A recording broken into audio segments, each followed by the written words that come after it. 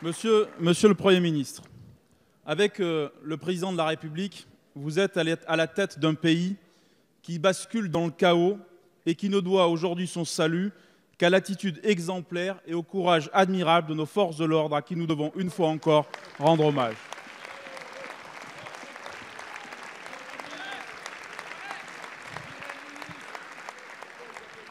Depuis le début du mouvement des Gilets jaunes, Monsieur le Premier ministre, vous êtes tétanisé.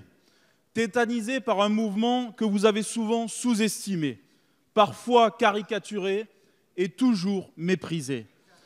Si votre seule réponse, Monsieur le Premier ministre, c'est le report des taxes Macron sur les carburants, c'est que vous n'avez toujours pas pris conscience de la gravité de la situation. Vos annonces d'aujourd'hui condamnent les Français à un sursis de quelques mois. Mais ce qu'ils vous demandent, ce n'est pas la suspension, c'est l'annulation des taxes sur les carburants.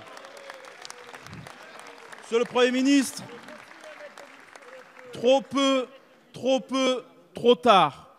Trop peu face à une colère profonde et légitime des Français à l'égard de votre politique de matraquage fiscal permanent.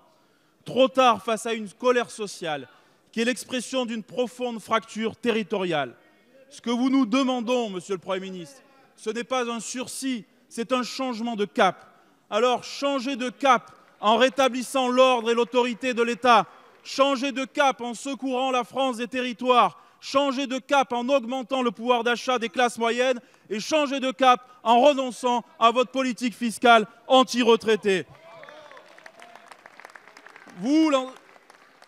Vous, l'ancien maire du Havre, l'ancien député de Seine-Maritime, comment pouvez-vous rester sourd à l'appel des Français de tous ces gilets jaunes qui ne demandent qu'une seule chose, pouvoir boucler leur fin de mois grâce aux fruits de leur travail?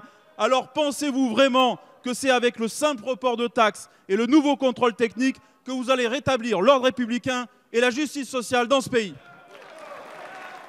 Merci, monsieur le député. La parole est à monsieur François de Rugy, ministre d'État, ministre de la Transition écologique et solidaire. Merci, Monsieur le Président, Mesdames et Messieurs les députés, Monsieur le député Damien Abad. On se calme. Le Premier ministre a annoncé ce matin un certain nombre de mesures à la suite des discussions que nous avions eues la semaine dernière avec tout le monde, les partenaires sociaux, des associations, des élus locaux de grandes villes et de petites villes, des élus nationaux, les représentants des partis politiques et des groupes parlementaires encore hier, des représentants du mouvement des Gilets jaunes avec lesquels nous avons discuté directement, monsieur le député, comme vous l'avez sans doute fait vous-même et comme l'ont fait de nombreux députés de la majorité dont je salue le sens du dialogue à cette occasion. Nous avons décidé, en effet, monsieur le député, de faire une pause sur la question de la fiscalité carbone, du rattrapage essence-diesel et sur le gazole non routier qui est utilisé par un certain nombre d'entreprises. Nous avons décidé, en effet, de faire ce geste fort, car tout le monde nous a dit que c'est le préalable pour ouvrir un dialogue et avoir un temps maintenant de discussion sur l'ensemble des sujets dont vous avez parlé et dont nous comptons bien parler directement avec les Français.